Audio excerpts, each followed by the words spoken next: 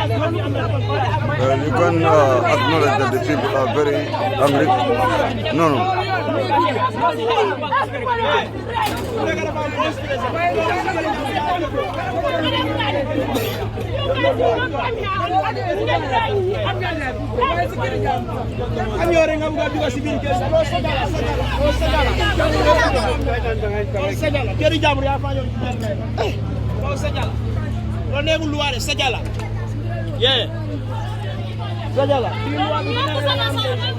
Mane so le me besi garage am nga ret pour jël way nga duga besi kër jaam nga jël lu ko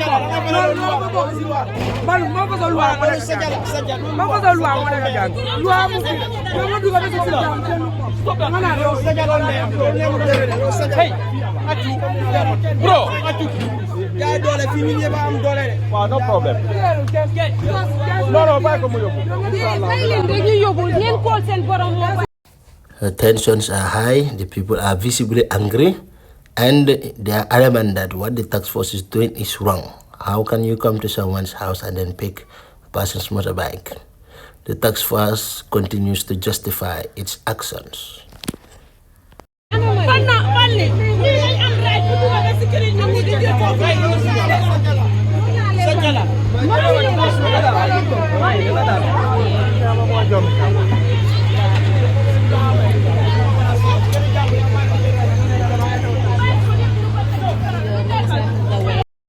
As you can see, all these motorbikes are impounded. They'll be taken to the police intervention unit headquarters at Kanifing.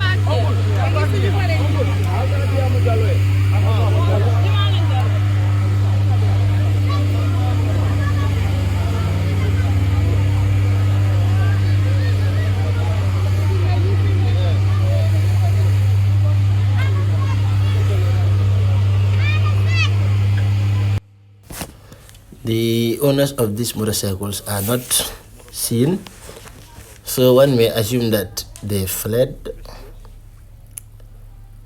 It's possible that they are around and watching. You can never tell. However, these motorcycles are more or less impounded or seized by the task force, and they'll be taken to the police intervention unit.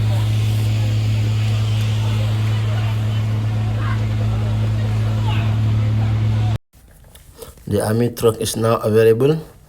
All the impounded bicycles will be loaded on the truck and then taken away.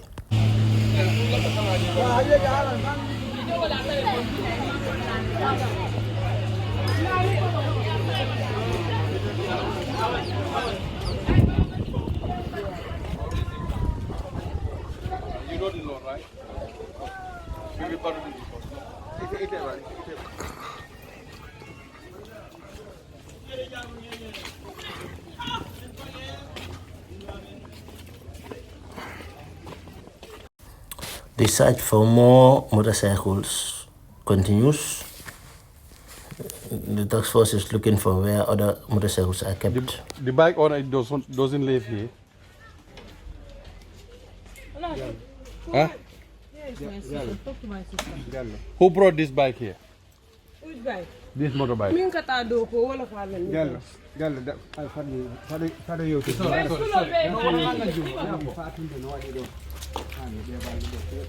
As you can see, this bike is brought here just right. You got pass it. I will just sign it. You got pass Jan. Uncle.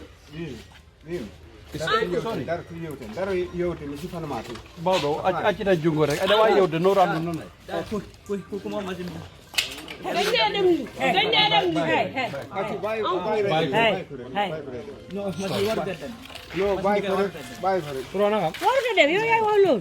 wa di xara borom ma Sister, auntie, xoolal dama si peron bi bicycle yi ñu ngi foofu noonu gars dañ dee denk fii ni bagage ñu dem liggéey soo amuleen raay bu dugal sa ba si kër jaamu di yóbbu bagage soo xaleen sa ndëgal loolu amul si diw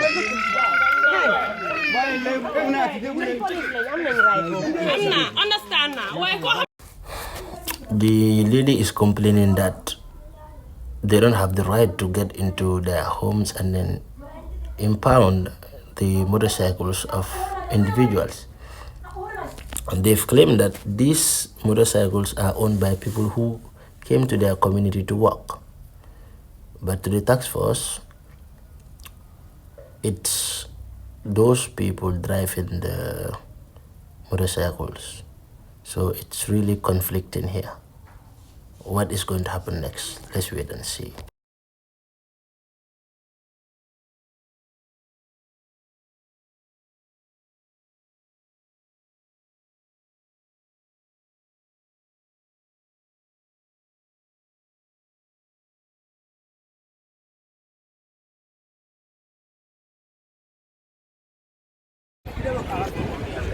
Alimbala, inda beja, motor kelori. Alimbala ini tahu. Karena songol sama, alimbala. Sorry, alimbala ni. Foto ya lah. Angkut foto ya lah. Na songol pula. Alkan na songol sama. Na songol alimbala, alkan na songol sama. Alimbala yang pumoli. Yang pumoli, alam yang pola ni. Ni bulan kan nak songol nasi. Bayar lah, baru kau nak alkan na sama. Inda mana di bayar ni lagi. Manda siapa? Orang tak pernah orang jam. Alim pula. Alim memang orang kan nak siapa? Tak pula. Please. No, please.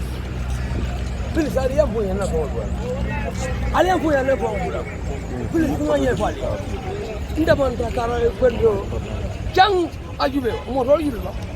Ini motor lebaran ni jam. Itu, apa yang kau kana kau anggur. Apa yang kana kau? Itu pun ya lu ni pun.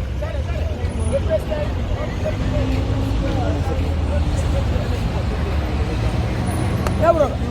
Alah ni. Ini cuma sampai. Hello. Hello. No, ini dah mau ibang kan? Hakilo. Ali pun bula. Ali bula. Ali pun bula. Ali nak pun bula.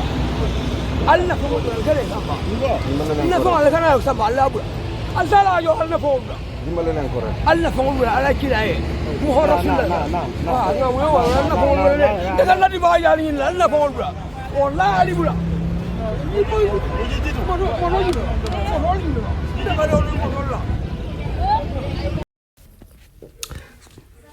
The situation here is very tense, as you can see.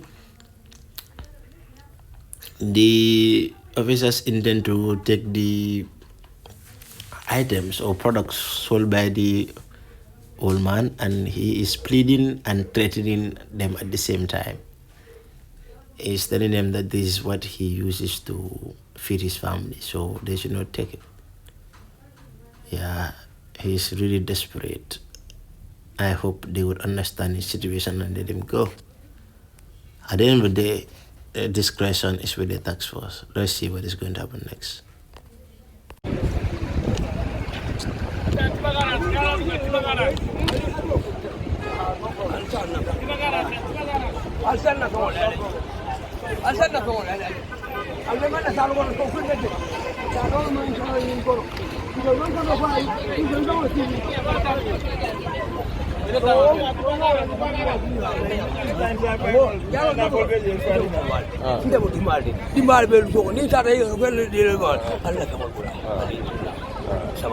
Baru kau jeng, kau apa ke jat? Jangan orang ngaji tiga area kau sih, everyday, area kau.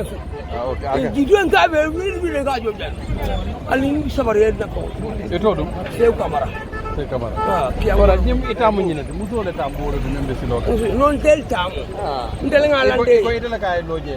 No, musuh ni. Follow kabar nara je. Kau ni kau itu lah kaya pagi. Saya. Kau musuh kau. Ini beja yang isi wafunya doan. Benda bukan hasil orang kasih. Kita salah kalau kau morol beja. Berkabar. Pada alimbala. Ela juya mediar.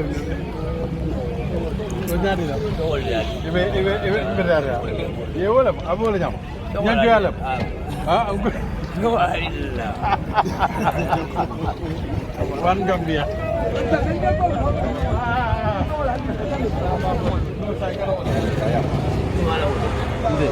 Kamu ni parah. Parah. Kamu le bawa parah. Ini boleh dah.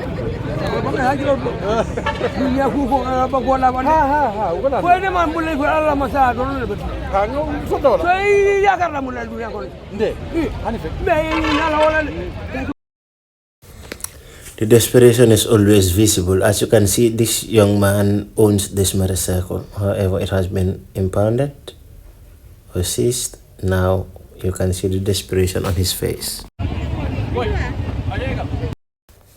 It is indeed a very sad situation. It's not easy sometimes.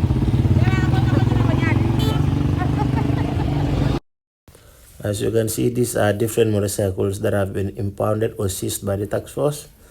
Now they will all be taken to the police intervention unit headquarters at Kanifing, where they will be charged to pay some amount of money. It depends sometimes, ranging from the vehicles and the motorcycles, but one will have to pay an amount of money, before your vehicle or motorcycle will be given back to you. It is not easy. Hey, Musa.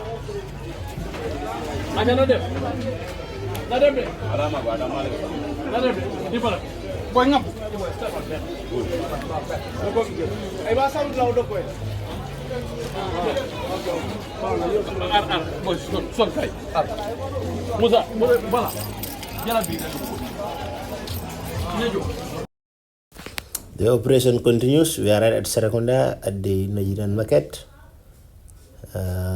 It's really tense here. Mr. Farah is very active.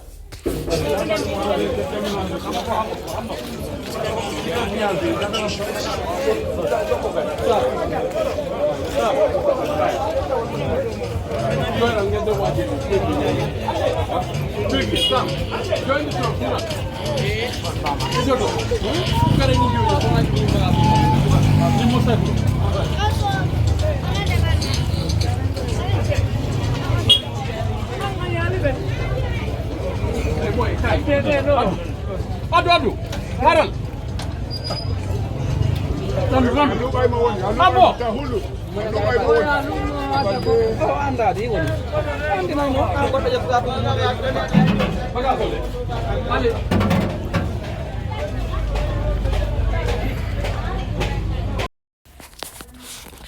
As you can see, the task force is penetrating deeper and deeper. This is where some of the local vendors used to keep their items or products. The task force is going deeper and deeper to the source where these items are kept and take them out.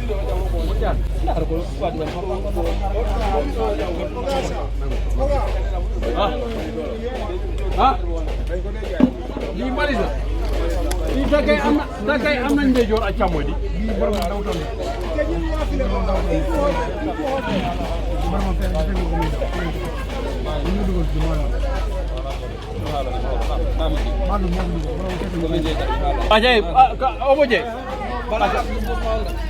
Boy, aja nob. Boy jara onan. Boy. Bala kam.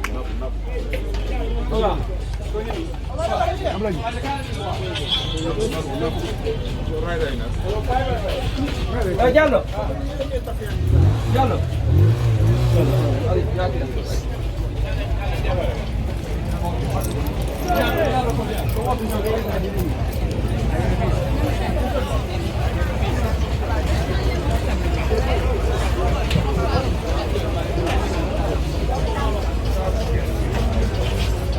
Boy,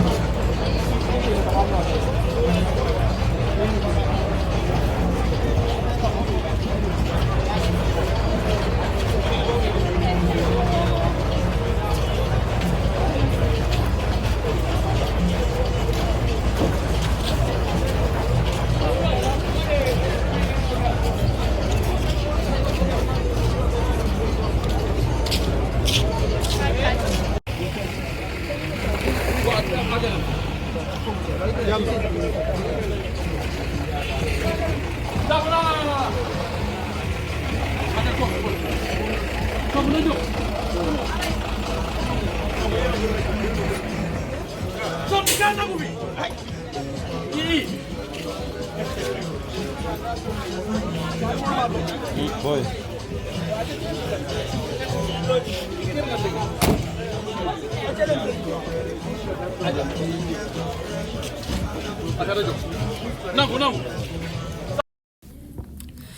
We are still at Serekunda.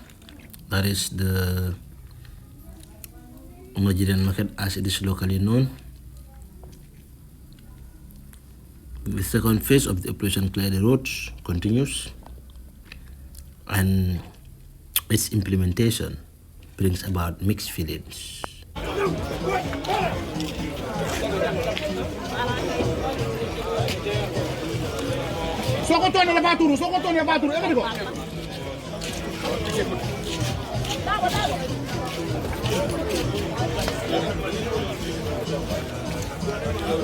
Nangu, Pak. Nangu. Ay. Tagawa yang ini. Nangu. Ada nak saya. Bela maju. Wow. Pandi.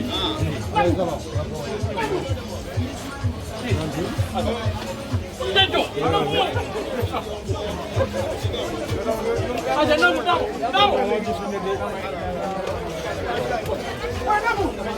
Ada sana.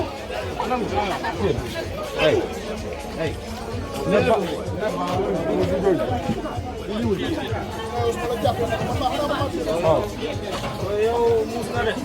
No?